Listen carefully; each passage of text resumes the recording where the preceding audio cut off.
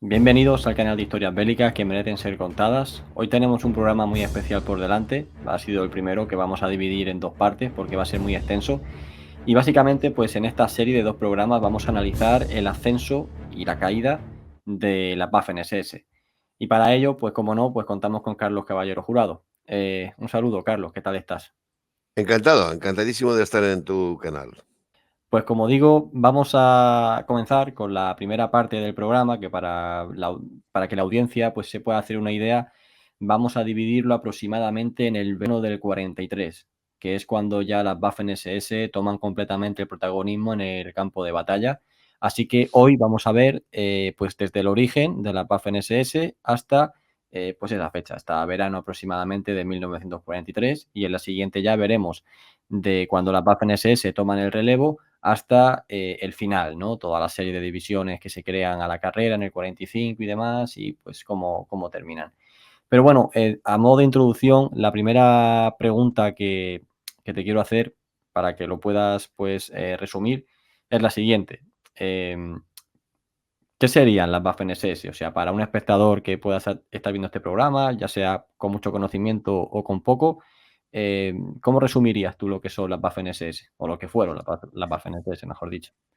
Mira, visto con un contexto histórico, yo creo que se podría calificar como una de las respuestas que da el pensamiento militar alemán a la necesidad de encontrar un sistema, un método que permita ganar un nuevo conflicto, si es que lo hay, que todo el mundo daba por hecho que lo iba a haber, ¿no? Los alemanes, no por casualidad, en la Segunda Guerra Mundial son muy innovadores, ¿verdad? Y en la guerra acorazada son los que más aportan, pero también en la guerra paracaidista o en sistemas de armas que introducen ellos totalmente nuevos, yo qué sé, los cañones de asalto, por ejemplo. Entonces, ¿qué ha ocurrido con Alemania? Ha perdido la Primera Guerra Mundial. Por mucho que formalmente aleguen que ha sido la puñalada por la espalda, etcétera, etcétera, son conscientes que han perdido. Y tienen que buscar una solución para, si hay otro conflicto, tener garantías de que van a ganar. Entonces, la Waffen-SS, aunque fundamentalmente se vincula a la historia del partido nazi y esas cosas, en realidad es una respuesta a esa pregunta. Y la Waffen-SS, su característica esencial, desde el punto de vista de historia militar, sería crear un ejército en el cual el componente humano sea tenga un nivel cualitativamente tan alto que lo transforme en un elemento decisivo. Con esto del cualitativamente alto, quizá alguien se esté mesando los cabellos. No me refiero a cualidades morales. Me refiero a un ejército donde los soldados, o una forma de unidades, donde los soldados tengan un nivel de instrucción elevadísimo, un espíritu ofensivo notabilísimo, pero a la vez mm, eviten ciertas cosas que muchos consideran que han lastrado al ejército alemán en la Primera Guerra Mundial, donde muchos creen que ha sido víctima de lo que los mismos alemanes llaman la Kadaverdisziplin, la disciplina de los cadáveres, ¿no? Es decir, un ejército que quieren crear con el mayor nivel de instrucción, el mayor espíritu de ofensivo, pero también con unos parámetros de completa camaradería, ¿no? Y un ejército, una forma de servir en el ejército absolutamente abierta a cualquier innovación. Me imagino que algunos de nuestros oyentes ya lo saben, pero otros quizás se sorprendan del hecho de que los uniformes miméticos que a día de hoy lo llevan todo el mundo, incluso innecesariamente, ¿verdad? Porque es un poco ridículo ver a los soldados vestidos de camuflaje por el interior de los cuarteles. Bueno, estos uniformes de camuflaje son una creación de las Waffen-SS, ¿eh? Y no es casualidad, porque respondían muy bien a ese nuevo espíritu que querían crear de combatiente altamente ofensivo que va a desplazarse hasta la vanguardia enemiga, hasta las líneas enemigas sin ser ni siquiera visualizado, ¿no? Porque va a ir camuflado, ¿no? O igual que también le puede sorprender a alguno de nuestros oyentes saber que el primer ejército del mundo que desarrolla raciones liofilizadas para consumo de los soldados en situaciones de necesidad, ¿verdad? Sean también las Waffen-SS, ¿no? Es un cuerpo muy innovador, muy innovador. Pero repito, mientras que otros pensadores alemanes, militares alemanes, han puesto el énfasis, ¿qué digo yo?, en los sistemas de armas, carros de combate, o en nuevas tácticas, el envolvimiento vertical, Student. En este caso se pone el foco en el componente humano, ¿de acuerdo? En el soldado altamente instruido, muy motivado, muy agresivo, pero a la vez muy cohesionado, con un gran espíritu de camaradería. Eso es lo que suponen las Waffen-SS en su conjunto. Si evitas el dejarte llevar mucho por la tentación de vincularlo a la historia del partido nazi, de las milicias nazis, ¿no? Que también tiene ese elemento, claro está. Lo podemos analizar en este instante si quieres. Pero me refiero a el contexto del pensamiento militar alemán posterior a la Primera Guerra Mundial. Por eso, en las Waffen-SS realmente los creadores, los auténticos creadores, son antiguos militares profesionales como Hauser y como Steiner. No es una creación de un ideólogo nazi, ¿no? Sino que son auténticos antiguos militares profesionales como Hauser y Steiner los que realmente crean el espíritu de la Waffen-SS. Sí, sí que es cierto que de cara al público general, las Waffen-SS se entienden como los soldados políticos, ¿no? Del Tercer Reich. De hecho, siempre se hace pues esta distinción en el que pues al GER más o menos se le respeta o se le... Por ejemplo, en Normandía, en el aniversario de Normandía, salió un hombre por televisión española que dijo, bueno, estamos aquí en Normandía para honrar a todos los combatientes, tal, aliados y alemanes. Y luego se lió en los comentarios porque es en plan, no, a los combatientes alemanes no, porque en Normandía hubo muchas divisiones de la Waffen-SS y eso no son combatientes normales y tal, y a eso no, o sea, como que se hace esa división por el tema de que son como soldados más políticos. ¿Tú esto cómo lo analizarías? Mira, desde el punto de vista de la historia militar, yo creo que eso está superado hace muchísimo tiempo. Claro, hay otro componente que es el componente político. Y muchos señores, cuando ven las runas SS y cosas así, no pueden evitar un ramalazo. Pero desde el punto de vista de la historia militar, mm, hace muchísimo tiempo que el comparar, o sea, el equiparar a las Waffen-SS al resto de las Fuerzas Armadas, simplemente con un estatus de formación de élite, eso ya está consolidado, ¿no? Eh, eh, Vamos, por decir nombre y apellidos, desde el libro de George Stein, que tiene sus años, ¿verdad? Que tiene sus años, esa diabolización o demonización de las Waffen-SS como ya no tiene sentido, ¿no? No tiene sentido, entre otras cosas, porque dices, señor que sostenía esta afirmación, ¿había unidades SS en Normandía? Sí. Mira, las unidades SS que estaban en Normandía en ese momento estaban compuestas además por soldados casi de reemplazo. ¿Eh? Me refiero a que, por ejemplo, la Gauss von Berlichingen o la Frundsberg o el Hohenstaufen, ¿verdad? Se han hecho,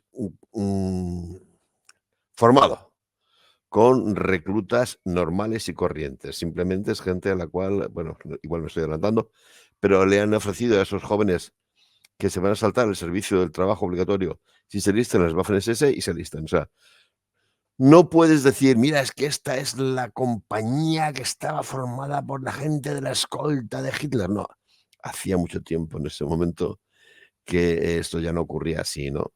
Entonces, la gente, bueno, se lleva a llevar por sus dogmatismos, no entiende muy bien la realidad histórica del momento. Por ejemplo, claro, la primera sorpresa fue tremendo para la gente que tiene estas percepciones tan ideológicas. Cuando se enteraron de que Günter Grass, que era el icono del intelectual de izquierdas alemán, terriblemente antinazi, terriblemente antifascista, cuando se enteraron de que de joven había servido en las Waffen-SS. Lo confesó él. Lo confesó él. Es decir, ¿por qué? Porque es que las Waffen-SS no tenían en ese momento ese componente ideológico que ese señor le estaba atribuyendo. Eran un cuerpo de élite que atraía a mucha gente y a algunos a los que no les atraía, sencillamente un poco se les empujaba a alistarse, ¿no? Me refiero en concreto a las tropas que estuvieron en Normandía, ¿no? Entonces, querer ver en estos señores, que te digo yo, a guardianes de campos de concentración o algo así, es un disparate que ya hace tantísimo tiempo que la historia militar ha dado por enterrada, que bueno, claro, cada uno puede pensar lo que quiera, pero desde el punto de vista de historia militar esto no tiene ya ningún sentido. Ujú. Vale, pues nada, he hecho un poco un análisis de lo que fueron las Waffen-SS, muy breve, que ya lo analizaremos a lo largo de estos 2 programas. Ya podemos pasar a la primera pregunta, que es ¿cuál fue el origen de las Waffen-SS? Que incluso también para un público menos entendido, incluso puede generar confusión con las SA y Mm, demás, ¿no? Y con sí, distintas sí, formaciones que surgieron durante los primeros años claro. bueno, iba a decir del gobierno de Hitler, realmente habían surgido antes, pero me refiero de los años 20, Sí. de los años 30. La Alemania de los años 30 es un universo bastante chocante, ¿no? Porque prácticamente todos los partidos tienen milicias, sus propias organizaciones de milicias. Eso incluye el Partido Socialista y el Partido Comunista. Pero las más activas son, y las que tienen un perfil más militar, son las organizaciones de milicias de los partidos de la derecha. ¿De acuerdo? Las SA, que son las del partido nazi, no son ni mucho menos las más grandes. Las más grandes es el Stahlhelm del Partido Nacional Alemán. Ahora, que sí que son las más combativas. ¿Qué le pasa a las SA? Que en ella hay como dos almas, ¿no? Por un lado, su jefe, vamos a ver, sigue Ernst Röhm, es de los señores que creen que la SA tiene que convertirse, una vez que lleguen al poder, en el auténtico sustituto del ejército alemán, lo que él llama Volksarmee, el ejército del pueblo, ¿no? Porque este señor es de los que piensan que efectivamente la máquina militar alemana de la Primera Guerra Mundial ha adolecido de esto que antes citaba, de la Discipline, de esa disciplina brutal, pero inhumana, ¿no? Y él cree que hay que crear este Volksarmee, el ejército del pueblo. Pero, en cambio, el señor al cual, digamos, obedece, que es Hitler, no para de decirle: "Mira, dejar de jugar a los soldaditos, que no es esta nuestra función. Nuestra función es conquistar las calles, es decir, asegurar el triunfo del partido", ¿no? Ya vemos que siempre va a haber dentro de las milicias nazis esta doble aspiración. Una es la lucha política, en la cual, repito, todos los partidos están utilizando milicias. El primero que lo ha utilizado es el partido bolchevique, ¿verdad? Con la Krasnaya Guardia, con la Guardia Roja, con la cual ha llegado al poder en San Petersburgo, en Leningrado. Y esta otra vocación militar, ¿no? Bueno, ¿por qué subsiste esa vocación militar? Entre otras cosas porque el mismo ejército alemán, un poco así, anima a esto. Y la razón es muy sencilla. Si recordamos que el Tratado de Versalles ha limitado el poder militar alemán a una cifra ridícula, 100.000 hombres, y no permite la instrucción de reservistas, bueno, dicen, bueno, ¿qué forma de tener un mínimo de reservistas? Pues tener estas distintas milicias que hay aquí y que, bueno, esta gente por lo menos sabe desfilar y sabe, bueno, algo de instrucción recibe, ¿no? Bueno, pero llega ya el momento en el cual se alcanza el poder, ¿eh? Y esto ya es una lucha importante la que se plantea aquí, porque Röhm cree que es el momento en el cual decir a la Reichswehr: "Bueno, señores, ahora nosotros somos el ejército y ustedes van a convertirse en nuestros asesores técnicos", ¿de acuerdo? Y Hitler evidentemente no comparte esta visión. Él tiene los objetivos más o menos previstos y sabe que necesita una poderosa y eficaz máquina militar. Luego, en la duda de a quién apoyar, si al ejército o a las SA no lo duda, ¿verdad? Se carga al liderazgo de las SA en el momento tan famoso de la noche de los cuchillos largos. Pero esto es lo que permite el ascenso de otro personaje que hasta en este momento era un segundón, que es Heinrich Himmler. Heinrich Himmler es el líder de una subrama de las SA llamada la SS, el Escuadrón de Protección, las secciones de seguridad, Escuadrón de Protección, hay varias formas de llamarlas.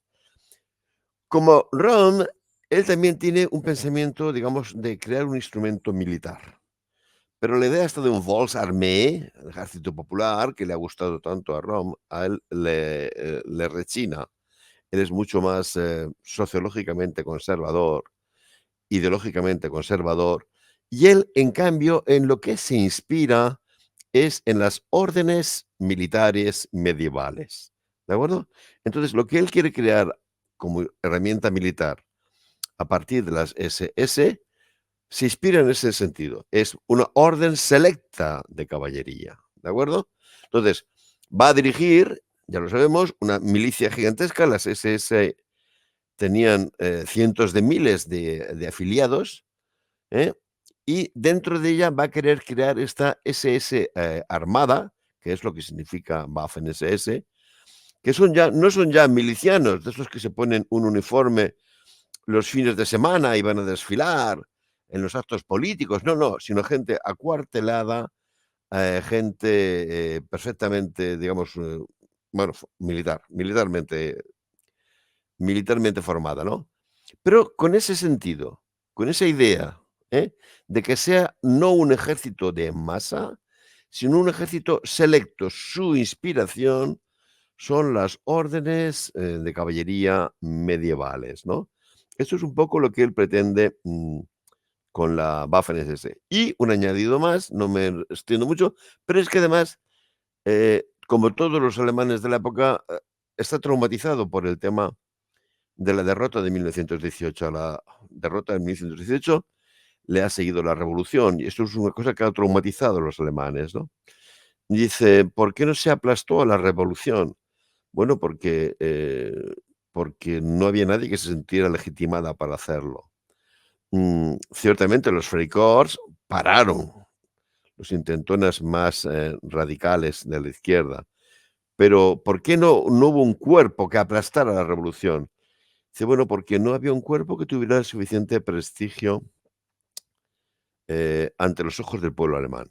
¿De acuerdo?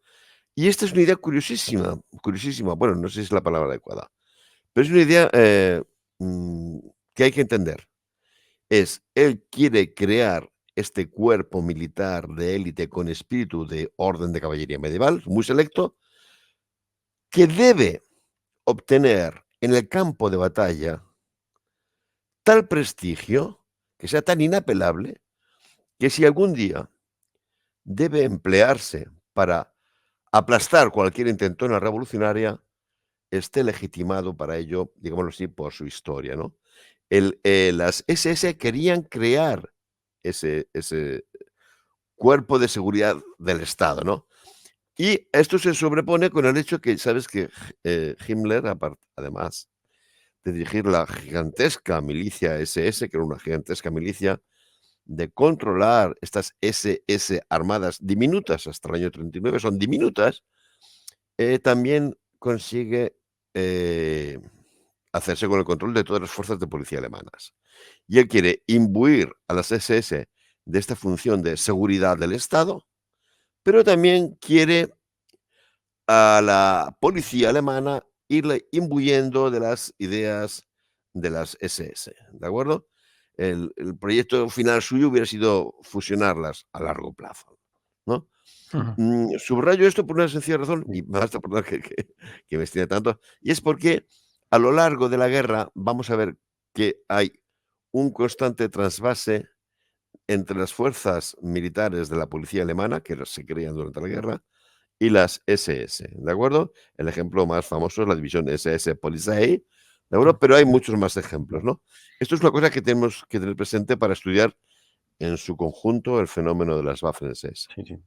Sí, yo, bueno, además de lo de esta división de policía, yo lo que iba a añadir es que hay una biografía de Manstein, en francés, de Lemay, que él viene a comentar cómo Manstein, y al igual que otros muchos generales, cuando Hitler frenó a las SA, según Manstein, se ganó el respeto profundo del ejército, Ujú. que le reconocieron el hecho bueno, de toda la revolución que trajo Hitler a Alemania, ¿no? Pero que el ejército lo respetara y tal, y eso, según contó Manstein, le hizo ganarse, pues, el prestigio del ejército y el respeto, y a partir de ahí, pues, digamos que comenzaron a entenderse mejor, por así decirlo, ¿no? En ese momento, obviamente, como las SS eran todavía mucho más pequeñas y tampoco tenían esa función de sustituir al ejército alemán, pues no pasó nada, pero este acontecimiento en concreto le favoreció bastante, y así digo Mucho, que lo mucho. dejan reflejado. Mm. Y bueno, ya la siguiente cuestión, que hemos estado, pues, aludiendo a que evidentemente, pues, las SS iban a ser un cuerpo muy selecto, hasta el 39 prácticamente unidades muy pequeñas, con tamaño de regimiento y demás, y es en cuanto a, pues, todas estas primeras unidades que van a surgir, ¿no? A partir, pues, principalmente del 34, 35 en adelante, en ese momento los estándares para entrar eran altísimos y la formación que se daba, pues, era muy elevada. Y siempre son curiosos, de hecho se hacen muchísimos vídeos, en YouTube está lleno de requisitos para entrar en la Waffen-SS, y empiezan, para los oficiales, poder demostrar hasta 1750 que son de ascendencia aria, medir más de 1,80 m y pico, unas capacidades físicas e intelectuales, no sé qué. ¿Puedes dar un poco de luz con respecto a este tema de los requisitos y demás? Sí, mira, los requisitos eran tan excepcionalmente altos que siempre lo ponen en todos los libros, ¿verdad? Que bastaba una caries para que te echaran, ¿no? Lo cual te da dices: "Dios mío". Entonces, ¿por qué una caries? ¿Quién no tiene una caries? Eran tan altos que, de hecho, eran casi un poco, vamos a decirlo así, insostenibles. Me voy a explicar.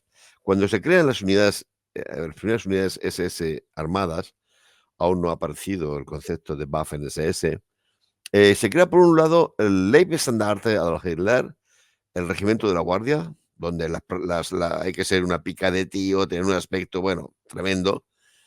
Eh, y no solamente un aspecto tremendo, sino unas cualidades castrenses impresionantes. Mira, de la primera compañía del regimiento Leibstandarte, salieron 3 generales de división, no sé cuántos coroneles, no sé cuántos caballeros de la Cruz de Hierro, o sea, una una cosa increíble, ¿no? Gente súper, mega, hiper seleccionada, ¿no? Un nivel un pelín más bajo se requiere para las llamadas SS Befugungstruppe, SVT, que, son unidades a disposición de Hitler, como tú dices, 2 3 regimientos, un batallón de zapadores, un grupo de transmisiones, eh, que quieren ser el núcleo de esta orden de caballería militar, ¿no? Y después hay otra rama que son las SS Totenkopfverbände, SSTV, donde el nivel, de exigencia es un poquitín más bajo aún, porque en principio su función no va a ser tan bélica, tiene en principio una función bastante patéticamente horrible, que es la de ser vigilantes de los campos de concentración, ¿de acuerdo? Entonces, la música va por barrios. No es lo mismo cuando si tú quieres entrar en la Leibstandarte que si quieres entrar en un regimiento de la Totenkopfverbande, ¿no? Y estar destinado en un campo de concentración, de vigilante, de guardia en el campo de concentración, ¿no? Pero de todas maneras, en Himmler, que era muy hormiguita, era un tío, bastante, no sé, intelectualmente y moralmente es, muy poco, por no decir nada, aconsejable, pero era una hormiguita. Y es muy meticuloso y no deja de mover fichas, chiqui, chiqui, chiqui, chiquitín. Así que va consiguiendo que estos fuerzas SS VT, Befugungstruppe y las Totenkopfverbande crezcan, crezcan y crezcan, de tal manera que al empezar, cuando se llega al principio de la guerra, Ya hay 3 regimientos de las SS Befehlstruppe, hay 5 regimientos de las Totenkoferbande y, aunque a estos en principio se les ha asignado la nada honrosa misión de vigilar campos de concentración, en la práctica no es así. Él les ha ordenado que se instruyan, que se preparen, que como si fueran soldados, ¿de acuerdo? La instrucción que están recibiendo estos hombres no es la que uno necesita para estar en una torre perimetral de un campo de concentración, ¿no? Eh, Varía entonces, repito, el nivel de exigencia. Para los de la Liebestandarte, bueno, yo creo que todo el mundo prácticamente ha visto imágenes de estos señores, además con unos uniformes negros súper elegantes, ¿no? Todo el mundo sabe que eran ni más ni menos que un diseño de Hugo Boss, un famoso modista, ¿no? Desfilando o haciendo honores, ¿no? Y ves unas picas de tíos que aquello parece que no se van a acabar nunca. Mm, Cuando además después ya conoces su trayectoria posterior en la Segunda Guerra Mundial y ves cómo han destacado todos ellos, dices, madre mía, qué selección. Efectivamente, muy, muy selectos y con un nivel de instrucción militar increíble. Por eso hay un problema que va a ser endémico en las SS. La exigencia es tal que, por lógica, no puedes encontrar mucha gente así. Y las Waffen-SS se van a pasar toda su vida con esta tensión.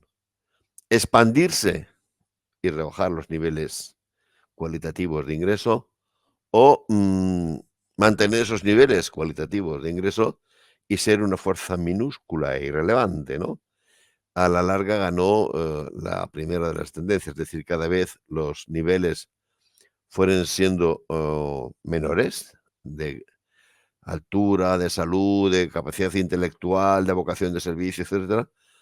Pero para entonces las Waffen-SS habían alcanzado ya tal prestigio que, bueno, tal prestigio militar, que esto compensaba el hecho de que eh, hubiera que rebajar los niveles de aceptación. ¿Por qué? Porque el que entraba ya venía persiguiendo y aceptando un espíritu de cuerpo que marcaba profundamente a los que ingresaban allí. Sí, yo creo que es interesante hablar de esto precisamente porque la Waffen-SS, bueno, al igual que otros cuerpos alemanes, pero quiero decir que no es el mismo el que empieza la guerra y el que lo termina. No, para nada. Luego lo veremos también más adelante, cuando ya las Waffen-SS se conviertan en una organización tremenda con más de 30 divisiones. Luego el problema va a estar en conseguir, entre comillas, voluntarios para que entren en ella y a partir de ahí Mm, ya pues se va a eliminar casi todos los estándares. Pero claro, insistimos, o sea, eso no va a tener nada que ver con lo que estamos hablando ahora. Por eso es tan importante hacer esto. ujú, Entonces, nada, ya el siguiente punto era este que, bueno, tú lo acabas de comentar. El momento en el que se dice, vamos a ver, estas unidades se van a preparar para el combate, para intervenir en los próximos enfrentamientos que podamos tener. Y luego, por supuesto, pues toda esta estética, que principalmente pues es tan característica de la división Listandarte en estos primeros años, también se usa a modo de intimidación, a modo de desfilar, a modo de, pues, que tu enemigo, pues, se asuste, ¿no? Diga, joder, como sean todos los tíos así, ¿no? Esto lo claro. hacen, en la actualidad lo hacen todos los ejércitos, siempre tienen a sus mejores unidades de guardia, que son las que reciben a los presidentes, ¿no? Y las que están en todos los actos protocolarios, de cara, por así decirlo, al público, tanto nacional como al público extranjero. Y al fin y al cabo es para lo que se van a usar también, ¿verdad? Estas unidades hasta que empieza la guerra. Sí, mira, Que la llamaban, Carlos, perdona, la división del asfalto, ¿no? A la estandarte o algo así, divisiones, sí, precisamente sí, por eso. sí. Divisiones de asfalto, sí. Eh, si uno de vez en cuando se conecta en YouTube, los algoritmos estos que tiene ahí, casi inevitablemente te ponen imágenes del ejército chino desfilando o del ejército norcoreano desfilando y te quedas pasmado, ¿no? Una marcialidad que sí, y en efecto se produce ese efecto, valga la redundancia, ¿no?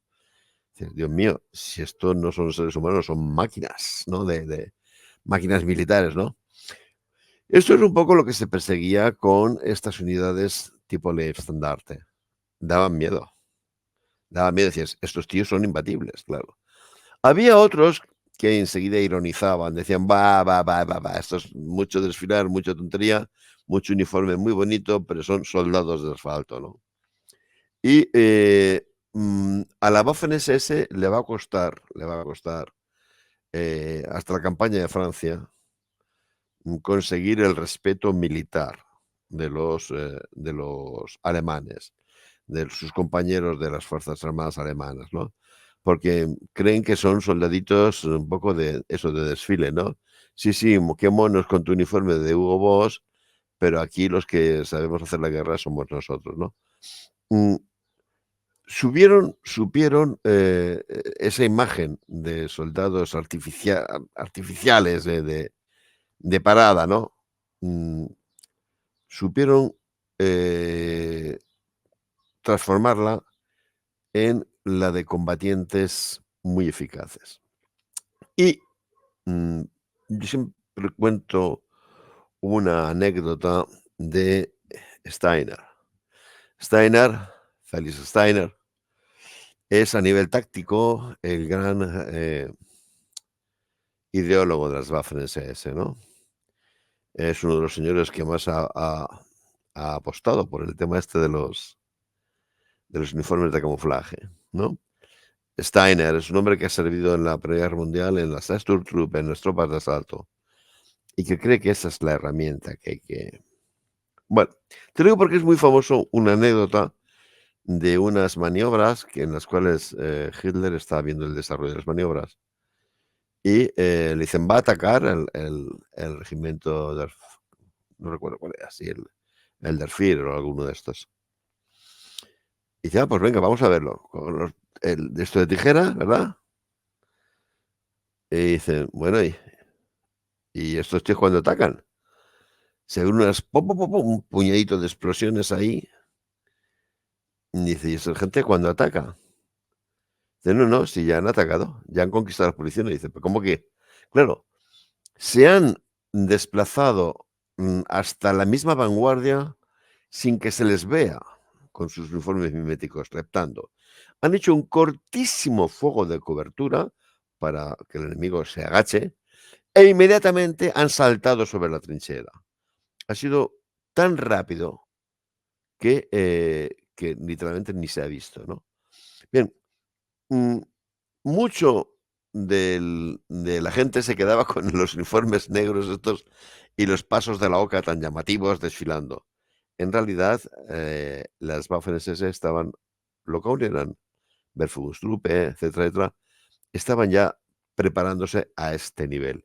Pero eso va a tardar en que la gente lo vea, que lo vea en la realidad, ¿no?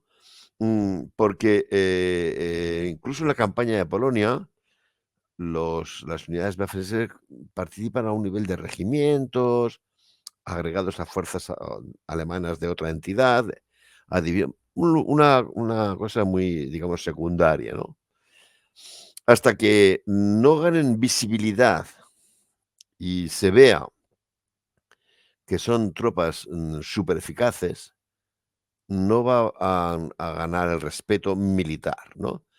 En la campaña de Francia interviene el regimiento del estandarte, aún era el regimiento, 2 divisiones de lo que, bueno, ya se empezaron a llamar Waffen-SS, la SS en la división que llamamos Das Reich y la división que llamamos Totenkopf. La división Palisade prácticamente no interviene. Bueno, te lo digo porque esas 2 divisiones, ¿dónde acaban la guerra, la campaña del 40? En la frontera hispano-francesa. Han corrido como locas, como locas. Ya no se trata de que desfilen muy bien, sino que es una unidad militar no solamente potente, sino eficaz, muy eficaz, ¿cierto? Goza de las ventajas de la motorización que no están al alcance de la mayor parte de las divisiones alemanas, ni mucho menos, ni remotamente. pero aparte de que tengas camiones y vehículos, eso hay que saberlo hacer, porque se han plantado en 6 semanas en los Pirineos, ¿de acuerdo? Entonces la gente dice: "Adiós". Es realmente cuando la gente no solamente descubre a las Waffen-SS, también ocurre con los Panzers, ¿no? Los Panzers en la campaña de Polonia tienen un papel, claro, pero después de todo, más o menos, todo el mundo sabía que Polonia no era una gran potencia en guerra acorazada. Justamente lo contrario de Francia. Francia tenía más tanques, más grandes y literalmente más buenos que los alemanes. Y se lo meriendan. Entonces, los Panzers o las divisiones SS, donde alcanzan su prestigio y dicen: "Madre mía, esto sí que hemos creado algo bueno", es en la campaña de Francia, ¿no? Entonces, lo que hasta entonces era una entelequia, eh, pasa a verse que es una herramienta útil, ¿no? Y enseguida hay mucha gente que se fija: "¿Y quién ha hecho esto?". Y, se descubre que Hauser, un general que ya estaba jubilado del ejército y que dijo: "Bueno, pues me meto en esto". Y Felix Steiner, eh, han creado una herramienta realmente militarmente muy, muy, muy interesante, muy eficaz. Sí, claro, el problema obviamente que durante estas primeras campañas, Polonia y Francia, claro, si la comparamos con la cantidad de soldados, ¿no?, que aporta la Wehrmacht, que es abismal, obviamente el peso de las Waffen-SS va a ser minúsculo y pues en Claro. tareas un poco secundarias, aunque en el libro este de Waffen-SS, de Jean-Luc Leloup, me parece que se llama, que es un Sí, libro sí, de 1000 no sé cuántas páginas, sí, sí, aquí sí. te dice también que una de las ventajas que tenían las Waffen-SS con respecto a su propaganda es que ellas llevaban su propio equipo de reporteros.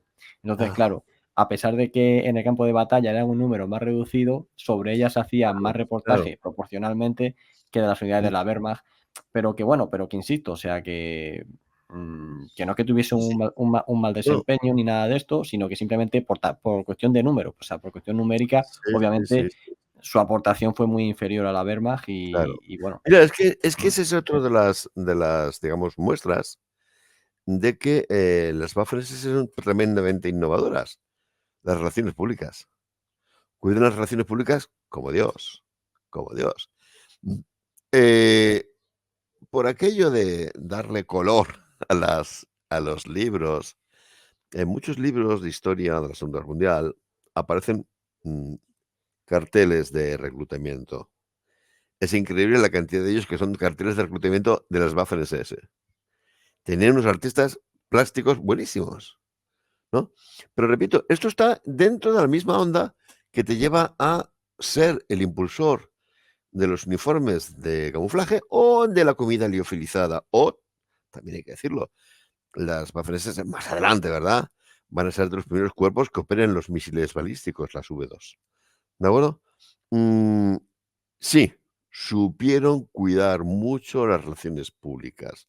Claro, a eso le favorecía el hecho de que, formalmente eran la escolta de Hitler, ¿no? Eran las tropas de élite de Hitler.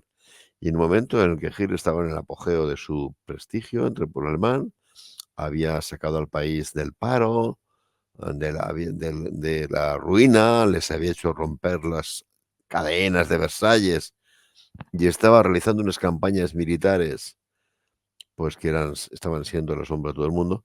El poderse presentar como: "Chico, que nosotros somos la escolta del jefe", eso les prestigiaba. Pero efectivamente, en ese sentido tiene mucha razón ese autor, que por otra parte en otros temas es bastante, desenfocado, pero tiene mucha razón en el sentido de que la propaganda que hacían de sí misma, la campaña de imagen que hacían de sí mismos era muy eficaz. ¿Por qué era esto importante? Pues porque las Waffen-SS no tenían asignado una cuota en el reclutamiento. A la hora de reclutar a los jóvenes alemanes había una cuota había cuotas para el ejército, para la Fuerza Aérea y para la Armada. No había una cuota para las Waffen-SS. Por tanto, era importantísimo obtener voluntarios que se incorporaran antes de ser llamados a filas. Porque el momento en que entrabas por la oficina de reclutamiento, tú ya ibas a donde te dijeran que tenías que ir, ¿entiendes? Entonces, claro, como las Waffen-SS tenían que reclutar gente, le hacían un uso tremendo de la propaganda y, bueno, las fotos que se hacían eran de una calidad, claro, lo vemos en los libros, ¿no? Dices: "Joder, qué cantidad de tíos, de soldaditos SS hay en este libro", porque tienen muy buenos fotógrafos y porque tenían los mejores, bueno, buscaban, cuidaban mucho lo que hoy llamaríamos relaciones públicas. Ujú, Eso, sin duda, fue un éxito que supieron ujú. conseguir. Sí, y yo luego que creo también que la campaña sí que más se destacaron, de las primeras, ya va a ser en los Balcanes, ¿no? Pues donde prácticamente ellas solas van a, bueno, van a hacer más que el ejército italiano en su conjunto, broma aparte, pero que bueno, que tienen un desarrollo impresionante, ¿no? En la campaña de los Sí, Balcanes. sí, sí, sí, sí, sí. Klingenberg, por ejemplo, tomando Belgrado prácticamente él solo, ¿no? Con una Sí, escuadra, sí, sí, son sí. acciones que obviamente para la propaganda, pues, Sí.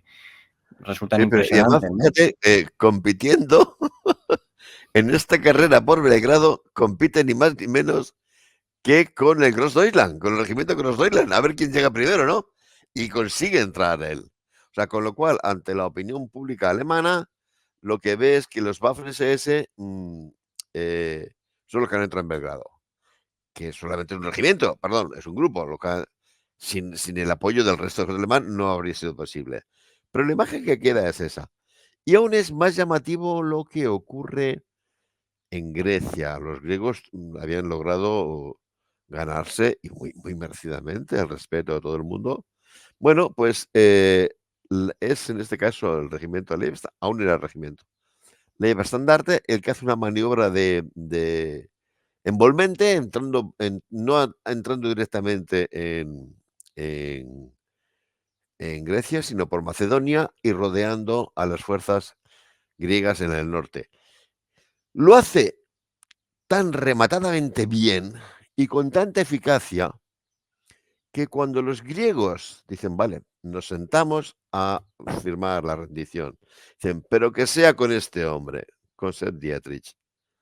Y la firman con él.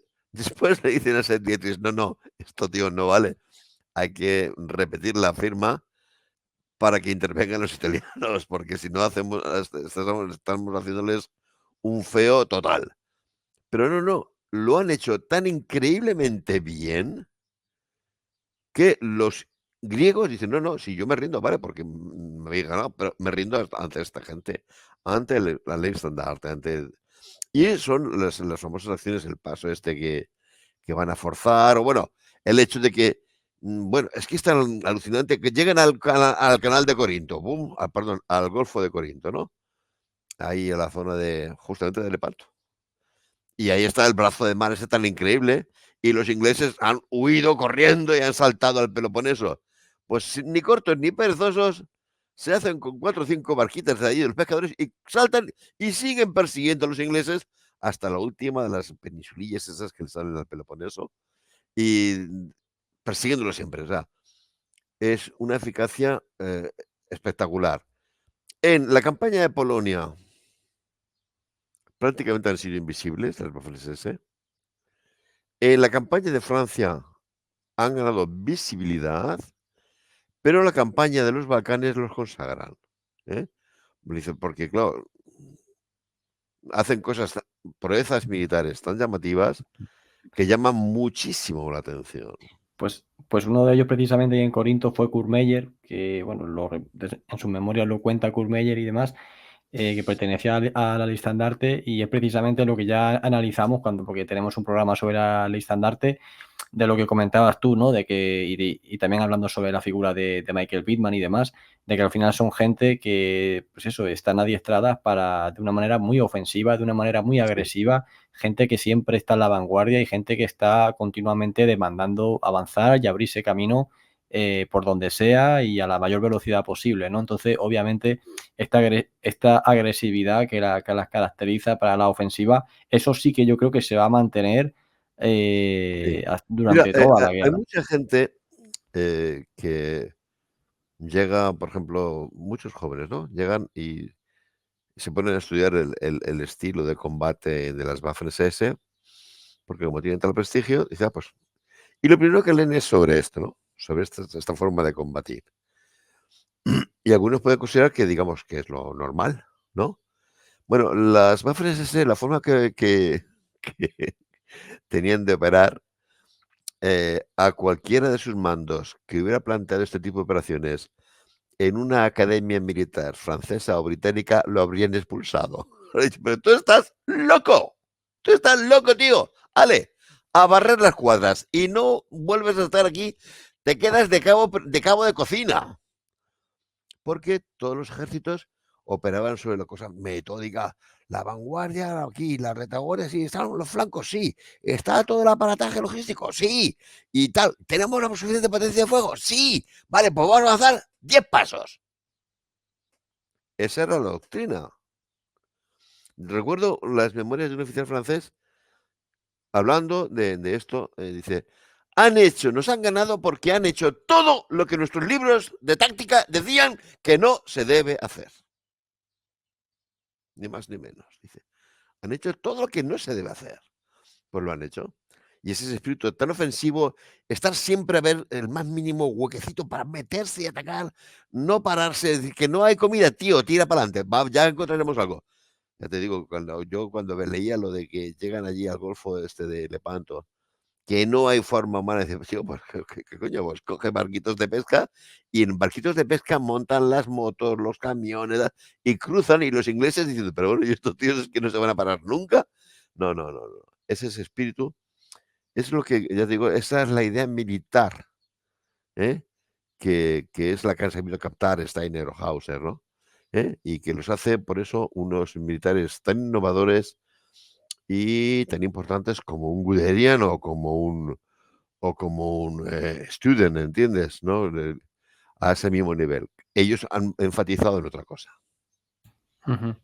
Luego ya cuando más adelante comienza la operación Barbarroja, la campaña contra Rusia, nuevamente pues tenemos a estas 3 unidades relativamente pequeñas, que son la Listandarte, la Das Reich y la Totenkopf, que claro, que vuelvo a decir lo mismo, si lo comparamos con el total de divisiones que aporta el ejército alemán a la campaña contra Rusia, es minúsculo y no tiene ningún tipo de, pues eso, de comparación.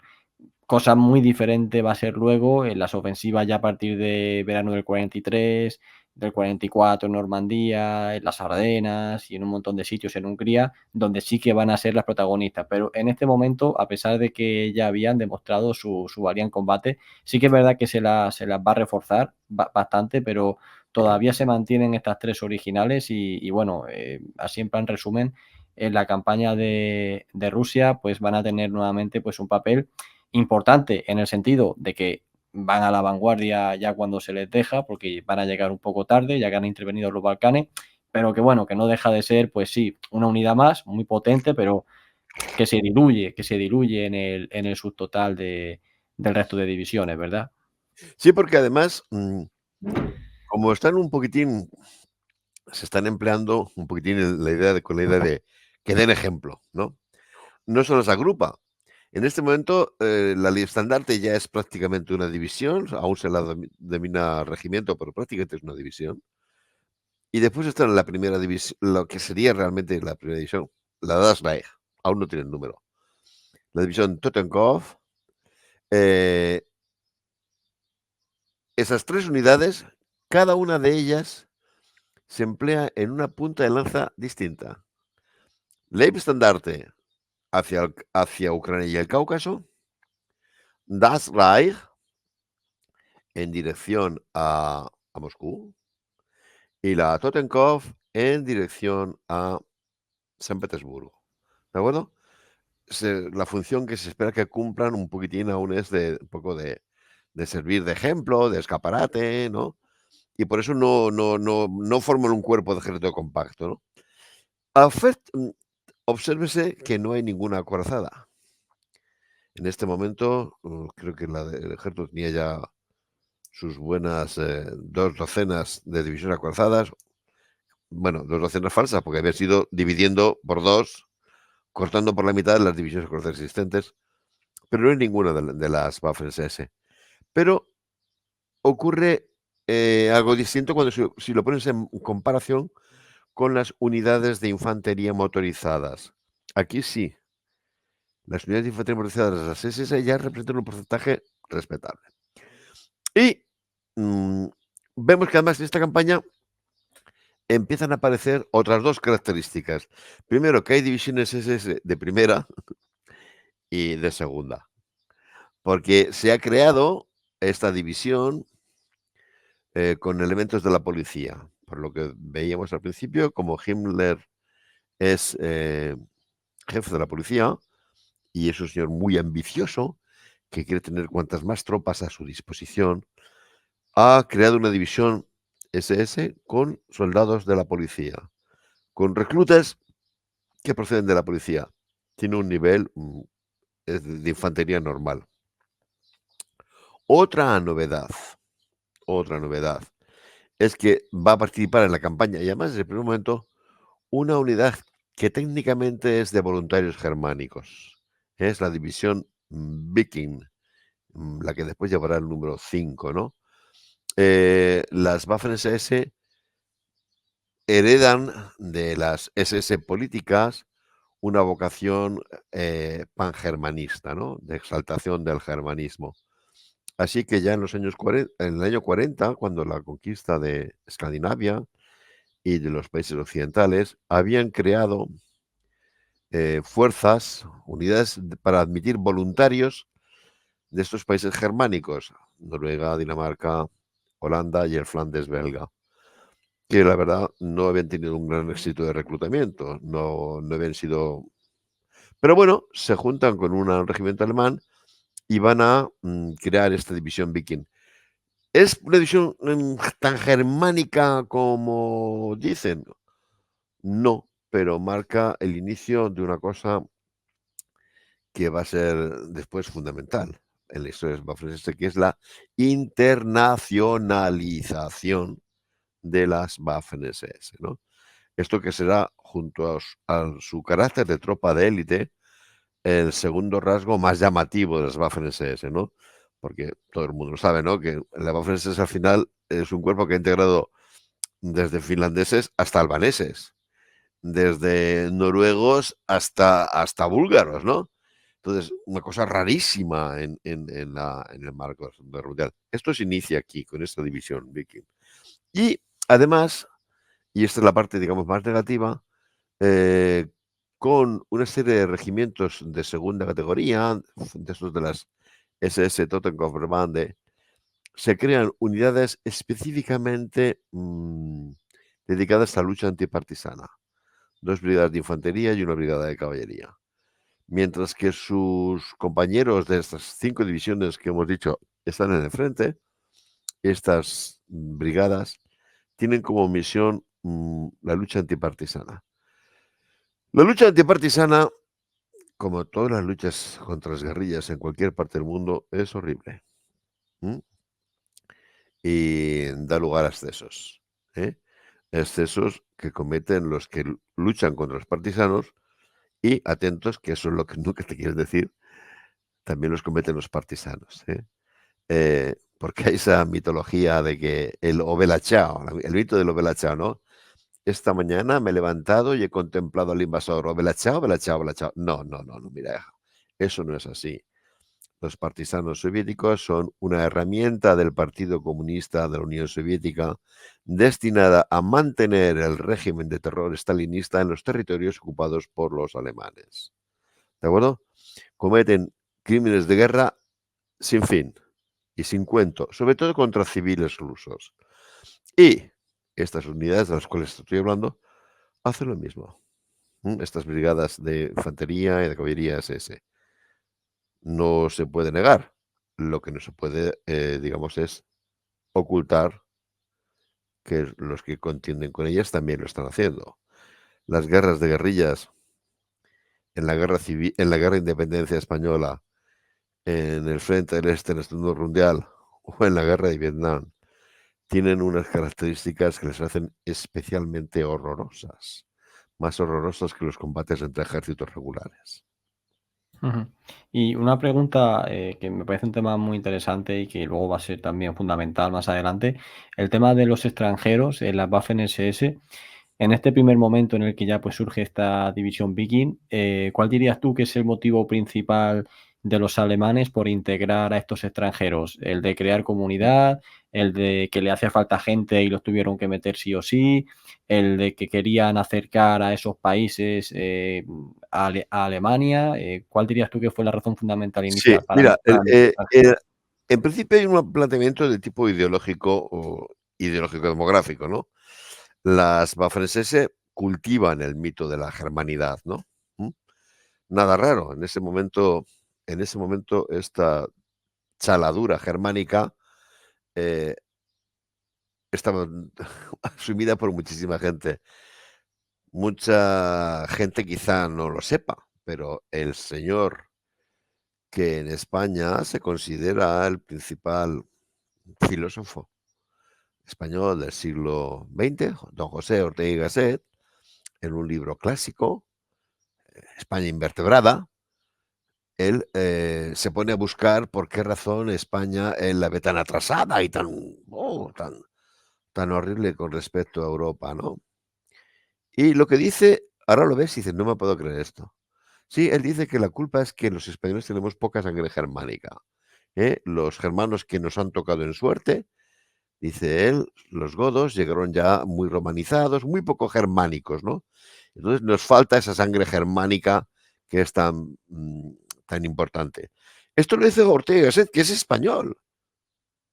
Esto se decía en Francia. Gobineau, por ejemplo, el famoso Gobineau, era de los que creían que la decadencia de Francia se debe a que la sangre celta se ha impuesto sobre la sangre de los francos. Y se decía, por supuesto, en Alemania, en Escandinavia, en Inglaterra o en los Estados Unidos, ¿no? Esta chalagura germánica, pensar que con una sangre germánica eres mejor que los demás. Bueno, esta chaladura estaba ahí. Pero es que además los alemanes le veían una utilidad demográfica. ¿Qué le pasa a Alemania? Según la famosísima frase de Kissinger, Alemania es demasiado grande para Europa y demasiado pequeña para el mundo, ¿no? Alemania tiene, con la Alemania guillermina, más las anexiones del Tercer Reich, es decir, Austria y los Sudetas, redondeando, ¿vale? 80 millones de habitantes, eso no es nada. Pero se ponen a echar cálculos.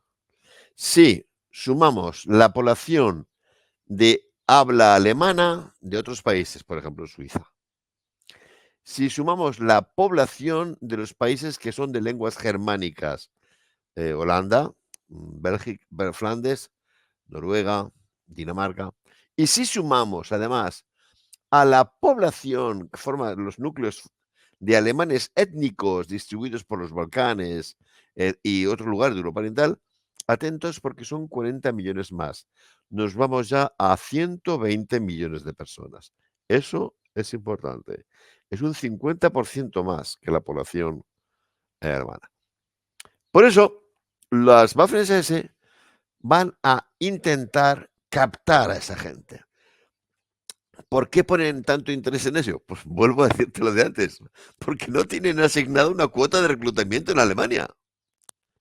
No la tienen. Ellos pueden reclutar a noruegos o pueden reclutar a los alemanes étnicos de Rumanía y nadie en Alemania les puede decir nada. Ninguna autoridad militar. ¿Usted qué hace? No, no, porque no son súbditos alemanes. ¿De acuerdo? Entonces, hay un énfasis especial por su ideología germanista, pero también por una necesidad práctica. Y es que su cuota de reclutamiento en Alemania no existe. ¿De acuerdo? Hay que ampliarla. Ahora, ¿qué es lo que pasa? Bueno, pues que la realidad choca enseguida con las teorías. Mire, cuando se produce el ataque contra la Unión Soviética, tenemos a la división Viking, que tiene componentes noruegos, daneses, holandeses y flamencos, ¿vale? Poca gente. Han incorporado también, y esto sí que es muy curioso para que se vea cómo la realidad siempre te impone correcciones a las ideas tontas, han incorporado a un batallón de voluntarios finlandeses. En la Primera Guerra Mundial, Finlandia había sido un país que a los alemanes habían apoyado mucho y habían instruido a los separatistas finlandeses en su ejército, y dentro del ejército alemán hubo un batallón de cazadores finlandeses. Bueno, ahora en la Segunda Guerra Mundial, Finlandia se va a aliar con Alemania y para demostrar ese vínculo de amistad, dice, oye, pues venga, vamos a permitir un batallón finlandés dentro del ejército alemán, y los alemanes dicen, vale, vale, a las Waffen-SS. Bueno, ¿por qué te digo que es una prueba de que la realidad se acaba imponiendo siempre sobre las tonterías ideológicas? Bueno, pues porque los finlandeses no son germánicos. Los fineses son un pueblo del grupo uralo-altaico, ¿verdad? Los fineses están emparentados con los turcos, con los húngaros, etcétera, etcétera. No son un pueblo germánico. Por mucho que tú los veas altos y rubios de piel muy clara, no son un pueblo germánico. Pero las Waffen dicen, calla, calla, calla, calla, calla, un batallón más, eso me lo cojo. ¿De acuerdo? Y lo meten. Pero sobre todo, y aquí es donde lo importante, lo que ocurre es que cuando se inicia estas unidades extranjeras atraídas por, digamos así, por el pangermanismo, son minúsculas. Cuando se inicia el ataque alemán a la Unión Soviética, ocurre en toda Europa lo que ha ocurrido en España, y es una oleada de entusiasmo anticomunista. Y siguiendo el ejemplo de la División Azul, se ofrecen para formar legiones de voluntarios anticomunistas un poco por toda Europa. ¿Qué hacen las Waffen-SS? Dicen, vale, vale, vale, vale, pero yo me quedo con las legiones de voluntarios de Noruega, Dinamarca, Flandes y Holanda. Las otras legiones de voluntarios, los croatas, los franceses, los españoles, como no son germánicos, no me interesan. Me las quedo, las legiones germánicas me las quedo para mí. Y las integran, estas legiones nacionales, en las Waffen-SS. Vale, en cuanto se ponen a echar cifras, a echar números, ¿qué es lo que descubren? Si hay, ahora las cifras me estoy inventando un poquitín, ¿eh? Porque no las tengo a mano. Si hay 200 flamencos que han entrado en la división Viking, atraídos por el ideal pangermánico, hay 1000 flamencos que se apuntan a la legión flamenca por motivo puramente anticomunista. Y las cifras son las mismas para Noruega, para Holanda. Las legiones nacionales, creadas bajo inspiración primaria del anticomunismo, sin ningún afán pangermánico, engloban a mucha más gente que estas minúsculas unidades integradas en la Viking, ¿de acuerdo? Atraídas teóricamente por este ideal pangermánico. El ideal pangermánico se lo creían una serie de ideólogos alemanes. La gente eso no lo vivía. Entre otras cosas porque esos ideales pangermánicos en gran medida se basaban en un supremacismo alemán, ¿no? Muchos de los voluntarios, por ejemplo, noruegos, ¿no? Que igual se apuntaban con la mejor buena fe, descubrían que los instructores alemanes se burlaban de ellos y decían, ¿sabes lo que significan las siglas NSDAP? Era Noruega, Suecia y Dinamarca, Ale Protectorat. Todas serán protectorados, ¿no? Entonces, joder. Si nos apuntamos a este rollo pangermánico, por lo menos que sea en una situación de igualdad, ¿no? Pero no, claro, los alemanes a los noruegos o a los daneses los veían como unos chicos más o menos simpáticos, pero vamos, bastante irrelevantes, ¿no? Sí, Luego, en pero definitiva, la respuesta concreta es, sí. en la realidad, el ideal anticomunista tiene infinitamente más fuerza y capacidad de movilización que estos burdos pensamientos pangermánicos que son irreales, son unas abstracciones ideológicas que no van a ninguna parte. Sí, sí, pero yo creo que ha sido muy positiva esta disertación para que todo el mundo pues comprenda la entrada de los extranjeros a la Waffen-SS, los diferentes motivos, cuál pesaba más, cuál pesaba menos, y ya pues sea claro y demás.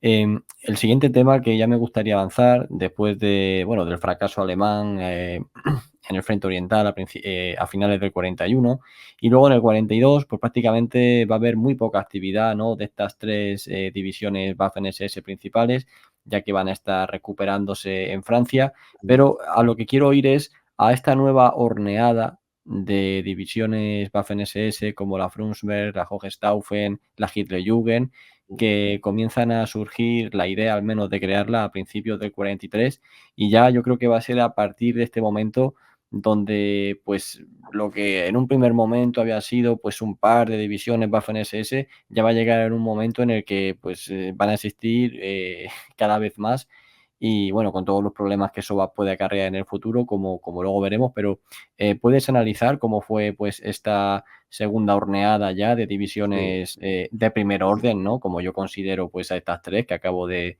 nombrar? sí.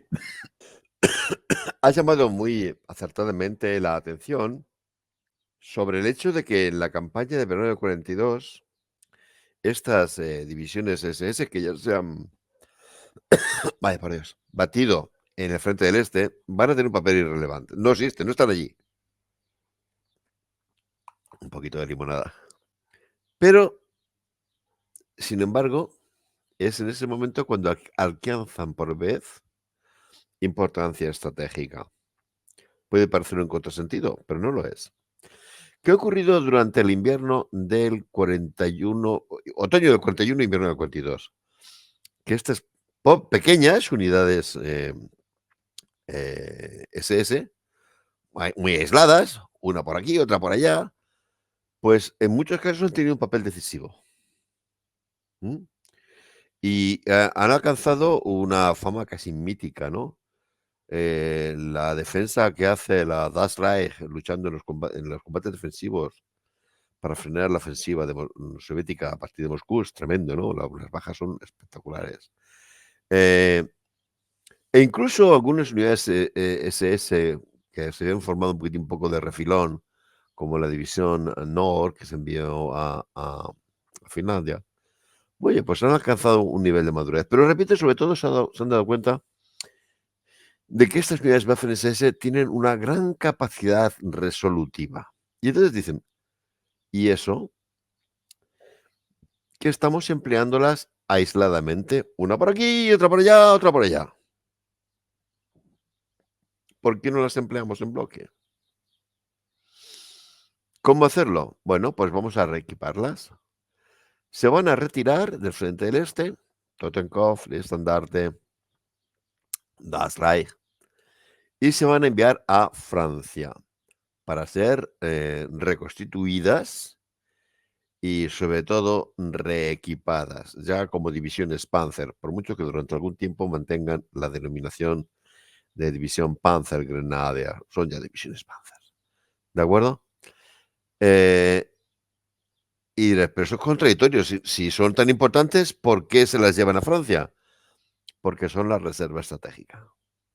Los alemanes dicen, no hemos ganado la guerra en el año 41, con Blitzkrieg.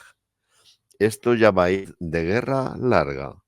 Por tanto, tenemos que tener una reserva estratégica decisiva. Y sobre el suelo francés se van a crear dos divisiones Panzer, dos divisiones paracaidistas, y se van a transformar a estas divisiones SS en divisiones Panzer.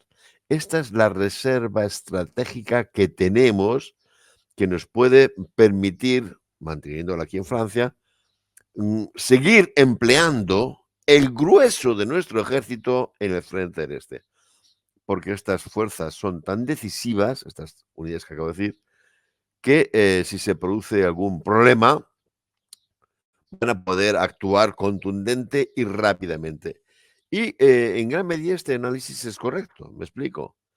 Llega a noviembre del 42, el desembarco aliado en África del Norte, etcétera, etcétera. ¿A quién se envía para salvar la situación formando una cabeza de puente en Túnez? A los paracaidistas. ¿De acuerdo? Después va a llegar el resto de Hotterman, pero son los paracaidistas los que permiten solventar la situación. Y cuando en noviembre del 42 los aliados desembarcan en Marruecos, los alemanes no se lo acaban de creer diciendo: "Pero ¿cómo pueden ser tan tontos estos tíos? ¿Por qué no desembarcan en el sur de Francia? Si allí no hay nadie que les vaya a frenar". Es más, les van a recibir verosímilmente haciendo palmas con las orejas. Pero no lo hacen, ¿no? No son tan dechados de espíritu ofensivo. ¿Quién ocupa en un abrir y cerrar de ojos la llamada Francia de Vichy? Las tropas de las Waffen-SS que se han mantenido como reserva en Francia. Entonces, sí, efectivamente cumplen la función que se ha previsto. Vamos a seguir manteniendo el grueso de nuestras fuerzas armadas en el este, pero vamos a crear aquí en Francia este pequeño reducto de tropas de alta capacidad de combate, de alta movilidad, que podamos utilizar como situaciones de crisis. Es decir, en el momento en que tácticamente las unidades SS son irrelevantes en el combate del frente del este, sin embargo, es el primer momento en que pasan a ser las SS un factor en la planificación estratégica del conjunto del conflicto. Sí, sí, luego efectivamente también cuando se produce el desastre en Stalingrado, a las primeras que acuden para solucionar la Ah, situación va a ser a este segundo cuerpo Panzer SS, que es rápidamente enviado en bloque a bueno, que ujú. se van a llegar a Kharkov, pero realmente su objetivo era liberar a Paulus en Stalingrado, pero se van a quedar ahí cuando llegan, en febrero. Y ellas, pues bueno, junto con otras unidades, obviamente, del ejército alemán, van a poder, solventar la situación y ya, como has dicho tú, ya empiezan a operar en estos llamados cuerpos, Panzer SS. Panther Girl, sí, Ujú. sí, sí. De Y hecho, sí, un poco, perdón, es que me has hecho antes sí, sí, esa sí, sí. pregunta, que no te la he contestado. Sí, sí, eso iba. No, no, visto la eficacia de estas tropas, es cuando dice: "Oye, hay que ampliarlas", ¿de acuerdo? Y es cuando surge la idea de las divisiones, Frundsberg, Hohenstaufen, Gauss von Berlichingen, etcétera, etcétera. Es cuando surge esta idea, ¿no? Y por supuesto la idea de la división Hitlerjugend. ¿De acuerdo? Es decir, no se trata ya de tener a estas divisiones, recomponerlas y reequiparlas y dotarlas de un mayor momento, sino de que entremos en un proceso un poco así de, vamos a decirlo así, de metástasis y que empiecen a multiplicarse, ¿no? Y aquí es donde vemos justamente lo que decíamos antes, de que aquí hay ya un problema. Una élite a la cual has reclutado con unos criterios tan estrictos, pues es muy irrelevante, estadísticamente irrelevante. No puedes, y ya hay que ir rebajando criterios. Por ejemplo, un criterio básico en las Waffen-SS hasta ese momento había sido la voluntariedad. Aquí ya no va a haber voluntariedad, se hace un pequeño truco, ¿eh? Para la división que conocemos como la Hitlerjugend, sí, se busca a los chicos más entusiastas de la Hitlerjugend. ¿Queréis formar una división? Sí, sí, sí, madre mía. Pues se apuntan muchos. Pero otros no son tan entusiastas y lo que se hace es una especie de truco, ¿eh? Es a los jóvenes alemanes, antes de entrar en el servicio militar, tenían que hacer un periodo que era el llamado Reichsarbeitsdienst, 6 meses de trabajos manuales, picando piedra y con las azadas y con las palas, haciendo caminos, cosas de ese tipo, ¿no? Para muchos era un coñazo. Entonces, en los campamentos del Reichsarbeitsdienst, les dicen a muchos: "Oye, si os unís a estas divisiones, este trámite os lo saltáis". Eh, y muchos pican. Y muchos se apuntan. Y la verdad es que tampoco les molesta mucho, ¿no? Dice: Oye, tío, estamos entrando en un cuerpo de élite". Ya para entonces las Waffen-SS tenían, por lo que hemos dicho antes, sus relaciones públicas estaban muy cuidadas, tenían un gran prestigio. Oye, qué bien, fíjate, nos vamos a saltar, todo este rollo de estar picando piedra y nos vamos a un cuerpo de élite, ¿no? Ahora, los padres no opinan lo mismo. Los padres, van a presentar un montón de denuncias diciendo: se han llevado a mi hijo ilegalmente, le han engañado, ¿no? ¿Y por qué los padres no tienen tanto interés en que sus hijos estén en las Waffen-SS? Muy sencillo, porque todo el mundo sabe que eso de ser un cuerpo de élite se paga en sangre. ¿m? Y quien más, quien menos, sabe que las Waffen-SS han ganado muchas batallas, pero con unos niveles de bajas que son los que tiene una tropa agresiva, una tropa combativa, tiene esos niveles de bajas, no hay otra solución, ¿de acuerdo? Entonces, esto provoca un gran escándalo en Alemania, ¿eh? Hay muchísima gente que protesta a los Gauleiter, a los jefes provinciales del partido, etcétera, etcétera. No se va a poder hacer muchas más veces, ¿de acuerdo? Pero para reclutar a esta gente de las divisiones Frundsberg, Hohenstaufen y Gottsson, Berlin-Cingen, hay que hacer esta trampa, ¿no? Si se mantiene el principio de voluntariedad en la división Hitler-Jugend, pero esas otras trampas hay que hacerlas también. Y, por otra parte, lo que vemos también es que cada vez ya de forma más sistemática se empieza a recurrir a gran escala a las minorías étnicas alemanas, ¿no? Se crea en este intervalo una unidad que también será muy famosa, la división Prinz Eugen, concebida desde el principio como unidad para la lucha antipartisana y que va a operar en los Balcanes. Se mantuvo siempre operando en los Balcanes, ¿eh? Muy eficaz, muy eficaz. Es de las mejores, posiblemente la mejor unidad militar alemana en este escenario. Y una unidad que nos muestra ya hasta qué punto los mandos de las Waffen-SS han hecho una apuesta tremenda por reclutar dentro de esta minoría étnica alemana. No siempre voluntariamente, todo hay que decirlo. Las Waffen-SS, las SS políticas controlaban las organizaciones políticas de las minorías étnicas alemanas y un poco se incentivaba, se constreñía un poco a los jóvenes de estas minorías étnicas alemanas a servir en unidades Waffen-SS. Te lo digo porque este es un tema importantísimo. Mucha gente en los libros lee voluntarios suecos, voluntarios, yo qué sé, daneses, de todo. En realidad, las Waffen-SS van a ser fundamentalmente un ejército que reclute miembros de las minorías étnicas alemanas mm, en los Balcanes, ¿eh? Por ejemplo, dentro de nada, veremos cómo se crea el llamado Tercer Cuerpo de Ejército Germánico. Fíjate qué nombre más impresionante, germánico. Y en teoría iba a tener tropas alemanas y tropas escandinavas y de flamencos y holandeses. Bueno, en la práctica el 50% del personal de ese cuerpo eran miembros de las minorías étnicas alemanas de los Balcanes.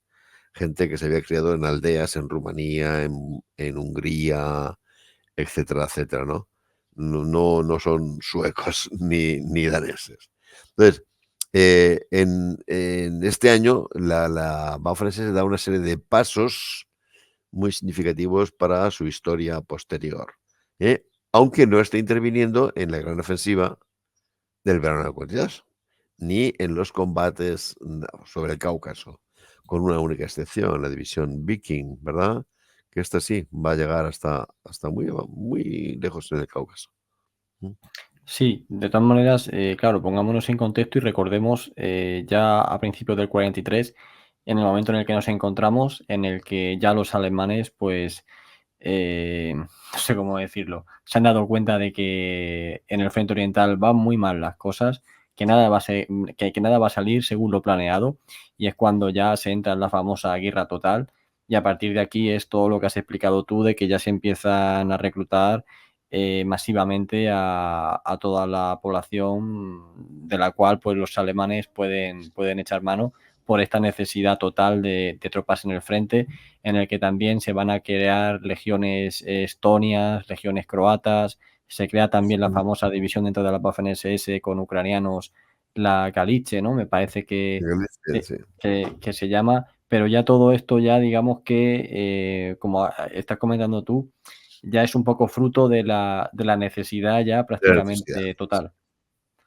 Ujú. Sí, hay que tener en cuenta, claro, nos engaña muchas veces la perspectiva, y es que como sabemos cómo acabó la guerra, puedes decir, bueno, si ya una vez que no has conseguido el Cáucaso, ya la guerra sabes que no la vas a ganar. Eso es cierto. Yo creo que todos los alemanes, una vez que han visto que no han conquistado el Cáucaso, saben que la guerra no la van a ganar, porque no tienes el petróleo. Ahora, tampoco significa que la vayas a perder. puedes acabar en tablas. Hay muchas guerras que han acabado en tablas, ¿no? Y puesto que se trata de una guerra de desgaste, ahora es una guerra de desgaste, los criterios pasan a ser muy distintos. Se trata de tener cuanta más gente mejor, ¿eh? Porque estás contendiendo con países del tamaño de Estados Unidos o de la Unión Soviética, pero también el Imperio Británico, ¿no? Que tienen todos ellos una potencia demográfica tremenda, ¿no? Entonces, ahora hay que tirar mano de todo. Y cosas que en otro momento hubieran parecido un tabú, auténtico, se empiezan a poner en marcha. Y son muchas iniciativas muy distintas en cuanto a su organización, pero todas tendentes a lo mismo, reclutar gente, que obligan a los alemanes a ir enterrando a los SS, a ir enterrando elementos y más elementos de su ideología, ¿no? Por ejemplo, en los países bálticos, que es un tema muy llamativo, los alemanes, que habían sido la minoría feudal, aristocrática, que había dominado eso desde la Edad Media, incluso bajo el Imperio zarista, tenían muy mala opinión sobre la población local. Estonios, letones, lituanos, porque estos señores habían sido unos rebeldes contra el dominio germánico, ¿no? Así es que en todos estos países las relaciones entre los autóctonos, por ejemplo, los letones, y los alemanes eran malas, no, lo siguiente, era un desprecio y un odio mutuo. Pero, bueno, estos países a la vez han experimentado la ocupación soviética y saben que es casi imposible que haya nada peor que eso. Y los alemanes dicen, pues vamos a tener que contar con esta gente. Y empiezan a permitir el alistamiento de voluntarios en estos países. Para esto hay que comprender un poco lo que decía al principio, y es que Himmler no solamente es jefe de las SS, también es jefe de la policía. ¿De acuerdo? Entonces, la policía alemana, al entrar en los países bálticos, ha descubierto que hay una masa ingente de gente dispuesta a colaborar en tareas policiales con los alemanes. Y han montado la intemerata de batallones estonios, letones, lituanos, hasta tal punto que allí no hay ni resistencia, ni partisanos, ni nada. Todo está perfectamente bajo control. Y Hitler, que ve esta realidad, dice, han empezado a organizar estos batallones en noviembre del 41. ¿De acuerdo? Himmler, que ve esta realidad, dice, caramba, estos chicos, oye, me podrían venir muy bien también para las Waffen-SS, ¿no? Y empieza a producirse este trasvase desde las fuerzas de policía, fuerzas organizadas por la policía, hacia fuerzas que quedan ya encuadradas en las Waffen-SS, ¿no? Y todo el mundo, más o menos, cuando tiene uno un poquitín de conocimientos sobre estos temas, sabe que hubo 2 divisiones letonas dentro de las Waffen-SS, un cuerpo de ejército. Y sabe todo el mundo que hubo una división estonia. Pero, por ejemplo, es menos conocido que a mitad de camino entre las fuerzas organizadas por la policía y fuerzas organizadas por las Waffen-SS, tanto en Estonia como en Letonia se crearon los llamados regimientos de guardias fronterizos. Estos regimientos, la denominación oficial era larguísima: SS Granischut Regimenter letón o estonio, ¿de acuerdo? En su denominación tenían las siglas SS. En la práctica eran fuerzas de la policía. ¿Por qué te subrayo esto? Porque decimos una división Estonia, 2 divisiones letonas. De hecho, si hubiera habido personal para encuadrar y para instruir y para equipar, lo que se habría organizado, porque gente había, eran 3 o quizá 4 divisiones letonas y 2 o quizá 3 divisiones estonias. Pero ya estamos en la fecha en la que estamos, ¿de acuerdo? Ocurre lo mismo en otro ejemplo que acabas de citarme. Si ya era un tabú lo de reclutar bálticos, ¿qué te iba a decir lo de reclutar eslavos? No, eso nunca jamás. Calla, calla. Si los eslavos son un termensch. pues empieza a romperse el tabú y se crea la división que tú has citado antes, la 14ª, la división Galicienne, ¿de acuerdo? Para que la ruptura con respecto al tabú anterior no sea tan radical, en vez de llamarla ucraniana, que es lo que es, se le llama división galiciana, ¿no? O sea, que Galicia es la región occidental de Ucrania, ¿no? Y se hace, si quiere, como que no fuera ucraniana. Pero aquí estamos también otra vez lo mismo. Cuando se piden voluntarios aparecen 100.000 hombres. 100.000 hombres con los cuales se crea una división, la que todo el mundo conoce, la 14 SS Galician. Pero atentos porque se crean otros 6 regimientos aparte de policía galicianos, ucranianos, ¿no? Lo mismo. Si hubiera habido personal, tiempo y material, se habrían podido crear 3 divisiones de voluntarios ucranianos sin ningún problema. Gente había de sobra, a cascaporrillo. Lo que no había era personal de encuadramiento, porque los alemanes dicen, bueno, sí, voluntarios cogemos, pero fiarnos de estos tíos para mandar los batallones y los regimientos, como que no. Hay que aportar el personal de encuadramiento y los alemanes no tienen tanto. Me refiero a los alemanes de las Waffen-SS. ¿De acuerdo? No tienen tanto, ¿no? Eh, estos experimentos son un poco, en esta expresión tan española, ¿verdad? Hacer de la necesidad virtud. Necesitamos esta gente, pues vamos a reclutarla y oye, vamos a cambiar un poco el discurso. Ya no vamos a poner el énfasis en todo este tontuna del germanismo y de la tal, y pasamos a la fase, a lo que realmente mueve a la gente. ¿Qué es lo que mueve a la gente a integrarse en las Waffen-SS o en otras ramas de las Fuerzas Armadas alemanas? No le des más vueltas, es el odio al comunismo. Ni más ni menos, ¿eh? Mm. Pura y simplemente. Y eso bajo el paraguas de una defender Europa del Sí. comunismo. Claro, claro, eso es a lo que me refería, a un comunismo que ahora ya está avanzando Claro. hacia el oeste. Y luego también esto de los cuadros, ya por último, y ya pasamos al turno de preguntas, esto de los cuadros también es muy interesante porque precisamente las unidades Waffen-SS de élite, ¿no?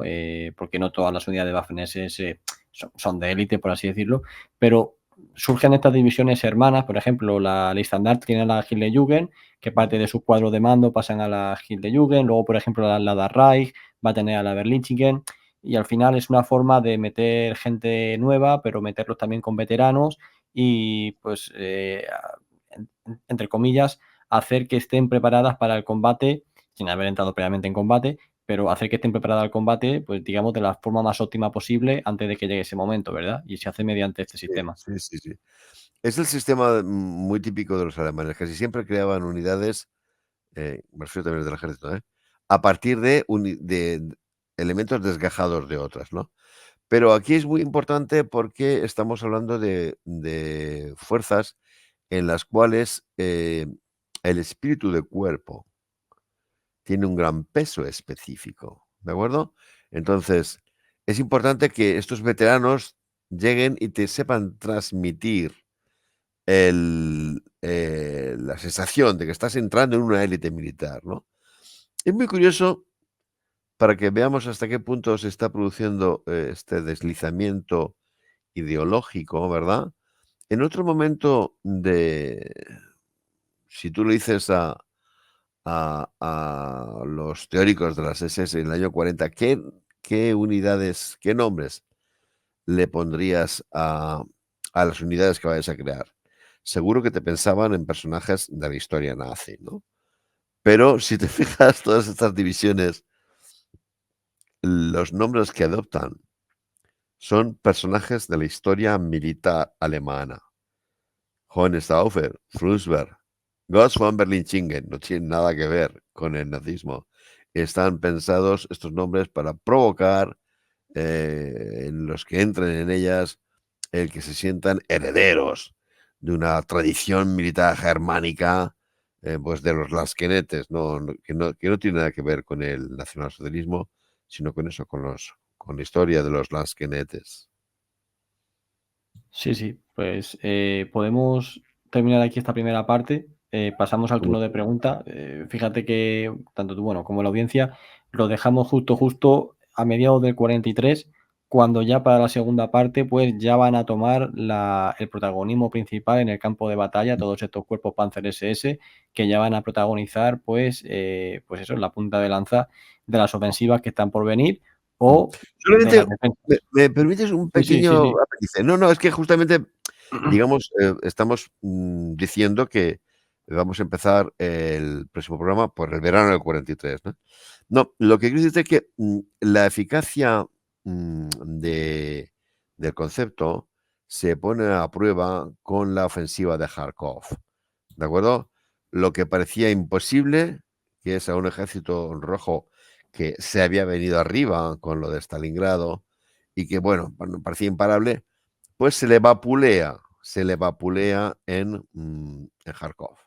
¿De acuerdo? Dicen, joder, hemos dado con el concepto. Sí, señor, este cuerpo Panzer ha sido capaz de revertir la situación. Efectivamente, si tú te dedicas a analizar la operación simplemente con las flechitas, papá va a decir, qué maravilla, qué bien operan y qué bien lo hacen. El problema viene cuando ves los niveles de bajas. Claro. Claro, es que las unidades que entran en Kharkov, eh, pues se han volatizado. Los niveles de bajas que han tenido son tan tremendos. Luego, el concepto funciona, sí, pero nos plantea un problema. Y es que estas tropas no las puedes emplear constantemente. Tienes que sacarlas con frecuencia del frente y mandarlas a retaguardia, a reconstituirse y a reequiparse, porque aunque sean capaces de revertir la más difícil de la selección táctica, pues las bajas que encajan son tremendas, ¿no? Es lo que decíamos siempre, ¿no? El espíritu de agresivo, la tal, se paga en sangre, ¿no? Ahora Sí, sí sí. que ya termino ya Sí, sí. Vale. las preguntas que quieres Sí. pasarme. Sí, pues pregunta Leandro, que bueno, a nivel personal, ¿cuál consideras que fue la unidad SS más temida por los aliados? O la que más eficacia tuvo en el campo de batalla, también se puede tirar por Vamos a ahí. ver, como historia global, la que tiene una historia más, impresionante es la Das Reich, la que vamos a llamar la división Das Reich, ¿no? Porque ya está constituida como división en la campaña de Francia, ¿no? Se constituye como división mucho antes que la ley estandarte, ¿no? Desde luego es muy llamativa la ley estandarte, ya no por casualidad dedicamos un programa de tu Sí, canal, pero posiblemente la división Das Reich sea la que más miedo metiera. vale. Y luego también pregunta una segunda pregunta, que si es cierto de que muchos de los miembros Waffen-SS escaparon a Sudamérica. No, no, eso es. Sí, sí. Sí, vamos, que La se escaparon. mayor, claro, los soldados de las Waffen-SS los habían etiquetado prácticamente como si fueran todos criminales de guerra, lo cual es absurdo. Porque ya te digo que en el año 44 y 45 se reclutaba como se reclutaba. La mayor parte de ellos, bueno, los campos de concentración para prisioneros de guerra, donde tuvieron un trato aberrante, contrario a las leyes de la guerra, porque no se les podía haber tratado así. ¿De acuerdo? Mm, Pero como se dio en Nuremberg, esto de condenarlo como organización criminal, automáticamente todos los miembros serán criminales. Me parece una aberración jurídica condenar como organización criminal una organización en la cual hay 1 millón de hombres, muchos de los cuales están ahí porque les han mandado a estar ahí, ¿no? mm. Pero hay un proceso de demonización o diabolización, mm, de los cuales van a ser especialmente víctimas las soldados waffen-SS. Sí que ocurre pero esto no tiene que ver con las waffen-SS, que gente de la que está metida en el aparato represivo, en el tema de campos de concentración, van a intentar escabullirse e irse a América. Yo creo que el ejemplo más famoso es Eichmann, ¿verdad? Pero esto tiene muy poco que ver, no tiene nada que ver con las Waffen-SS. Mm. Pues pregunta Henry Chinaski que, bueno, en plan resumen, ¿hasta qué punto fue positivo que gran parte de la élite militar alemana se destinase a las Waffen-SS en lugar de pues haber integrado simplemente a las Wehrmacht, ¿no? Al ejército Sí. regular. Que si no se perdió homogeneidad y cohesión y demás. Esa pregunta es muy difícil, dificilísima Sí, de responder. Y es un debate que los historiadores militares aplican a muchísimos cuerpos, ¿eh? No solamente a las Waffen-SS. Sí, por ejemplo, mucha gente dice, si tiene sentido destinar a una serie de personas a los commands británicos cuando después tienes una infantería tan mediocre. Sí, este debate yo lo entiendo que es su pregunta, ahora que es dificilísimo responder. Es dificilísimo responder porque, sí, efectivamente, eh, esta gente estás concentrando a la creme de la creme en muy pocas unidades y el resto los estás despojando de suboficiales, de oficiales cualificados, con energía, pero es muy complicado, complicadísimo, porque a la vez hay otro factor, que es el factor emulación, ¿eh? Tú dices, vale, estas unidades, en definitiva, pueden hacer lo que pueden hacer, pero es que crean un elemento de emulación. Fíjate, es muy curioso, todo el mundo más o menos lo sabe, cuando la guerra marcha ya hacia su final, los alemanes empiezan a crear unidades a las cuales ponen la designación de Volksgrenadier Division, división de granaderos del pueblo, ¿no? En ese momento Himmler estaba ya como jefe del reemplazo y ni más ni menos que tenía la idea de imbuir a estas unidades que eran de reclutas normales y corrientes, pero con la épica, ¿no? O la moral de las Waffen-SS. Evidentemente no lo consiguieron, pero siempre está ese tema. ¿No sirven estas tropas de élite para generar un cierto espíritu en el resto de las unidades? Porque no, quizá quien no conozca las interioridades de la vida militar le pueda sorprender, pero mira, por ponerte un ejemplo típico de nuestra historia militar española, el pique que hubo siempre entre los legionarios y los regulares, ¿m? Que tú lo ves desde fuera y te puede parecer hasta absurdo, un poco cómico. Y sin embargo, está comprobado, funciona. A eso le da un plus de espíritu de lucha a las unidades. Luego la pregunta de este señor oyente es extremadamente inteligente y muy bien planteada, pero yo no soy capaz de darle una respuesta tajante, ni sí. yo ni creo que nadie, ¿sabes? Yo he Ajá. leído versiones para todos los gustos. Mm. Pues pregunta Edward si es cierto que las Waffen-SS tenían su propia cadena logística y si eso obviamente pues hacía que se enemistasen con otras unidades de la Wehrmacht que pues se picaban con ellas, ¿no? Por este mejor trato que se les daba. Sí. Es un poquito complicado de decir, porque sí que tenían una cierta cadena logística, sí, tenían sus propios uniformes, tenían sus pero las raciones las daba el ejército y el combustible lo daba el ejército, ¿entiendes? Eh, Intentaron diferenciarse en todo lo que pudieron. Y, por ejemplo, no es una cosa que se suela comentar, pero supieron crear una red de academias militares propias extremadamente eficaz. Eso se suele olvidar y es muy importante. Crearon sus propias red de academias militares para todo, para artillería, que puedes decir, ¿qué sentido tiene si los cañones son iguales? ¿No? Pero tanto como una cadena logística propia, eso es un poquito exagerado, ¿eh? Las Waffen-SS, mm, no tenían autonomía a la hora de producir alimentos, ni de asignar combustibles, ni recambios de ruedas, ¿entiendes? Ahí dependían de lo que el ejército les asignara. Mm. Pues ya la última pregunta comenta Nemesio, bueno, que esto también lo analicé yo precisamente el otro día con respecto a la película del soldado Ryan. que viene a comentar que en todas las películas de Hollywood es característico que siempre se enfrentan a unidades de las Waffen-SS. Y precisamente también en la película del Soldado Ryan, que me parece que el combate tiene lugar el 12 o el 13 de junio, salen enfrentándose nada más y nada menos que en Normandía a la Dark Reich, que además salen los símbolos de la Dark Reich en los carros de combate con los que se enfrentan.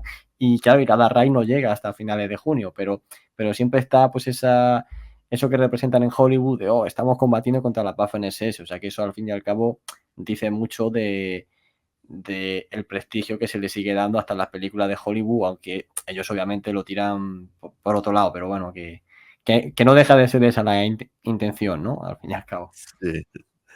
Sí, sí. Bueno, los alemanes también con eso jugaban mucho. Me explico. Mm. Cuando ya se ha producido la ruptura del frente y están avanzando los aliados, ¿no? Envían hacia París a 2 pequeñas unidades SS, de las Waffen-SS, a las cuales pomposamente, ni más ni menos, les llaman 25 y 26 División Panzer SS, ¿no?